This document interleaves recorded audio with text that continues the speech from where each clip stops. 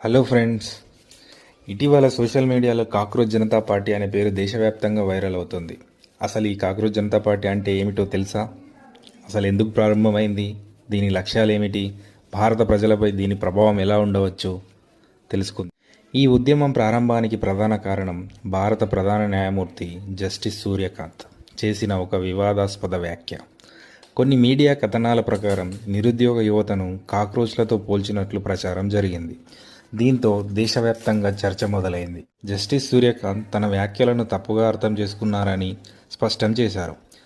తాను మొత్తం నిరుద్యోగ యువతను ఉద్దేశించి మాట్లాడలేదని, నకిలీ డిగ్రీలు మరియు తప్పుడు అర్హతలతో వ్యవస్థను దుర్వినియోగం చేసే వ్యక్తులను ఉద్దేశించి మాట్లాడానని వివరణ ఇచ్చారు.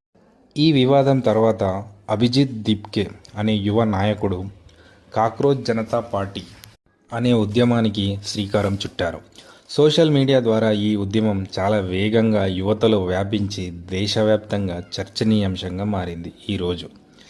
ఈ ఉద్యమం ప్రధానంగా యువత ఎదుర్కొంటున్న సమస్యలను ప్రస్తావిస్తోంది. ముఖ్యంగా నిరుద్యోగం, విద్యా వ్యవస్థలో లోపాలు, పరీక్షల ప్రశ్నపత్రాల లీకులు, యువతకు అవకాశాల కొరత, ప్రభుత్వాల జవాబుదారీతనం, ప్రజాస్వామ్యంలో యువత భాగస్వామ్యం, ఇలాంటి ఎన్నో విషయాల గురించి ఈ పార్టీ ప్రస్తావిస్తుంది. కాక్రోచ్ అనే పేరును ఎంచుకోవడానికి కూడా ఒక కారణం ఉందని ఈ ఉద్యమం చెబుతుంది. ఎంతటి క్లిష్ట పరిస్థితులు వచ్చినా కాక్రోచ్ మనుగడ సాగిస్తుంది.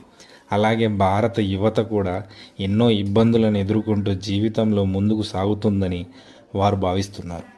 ఈ ఉద్యమానికి మద్దతు ఇచ్చేవారు ఇది యువత సమస్యలను దేశ దృష్టికి తీసుకువచ్చే వేదిక అని చెబుతున్నారు. మరోవైపు విమర్శకులు ఇది కేవలం సోషల్ మీడియా ట్రెండ్ లేదా దీర్ఘకాల రాజకీయ ప్రభావం చూపగలదా అనే ప్రశ్నలను లేవనెత్తుతున్నారు. ప్రస్తుతం ఈ ఉద్యమం యువత సమస్యలను చర్చను పెంచడంలో ఒక పాత్ర పోషిస్తుంది. అయితే దీని భవిష్యత్తు రాజకీయ ప్రభావం ఎలా ఉంటుందో ఇప్పుడే ఖచ్చితంగా చెప్పలేం. అది ప్రజల మద్దతు మరియు భవిష్యత్ పరిణామాలపై ఆధారపడి ఉంటుంది. ఇటీవల బెంగళూరులో నిర్వహించినటువంటి ఒక సమావేశంలో ప్రముఖ యాక్టర్ అయినటువంటి ప్రకాష్ రాజ్ కూడా వచ్చి తన మద్దతుని ప్రకటించారు ఈ పార్టీకి.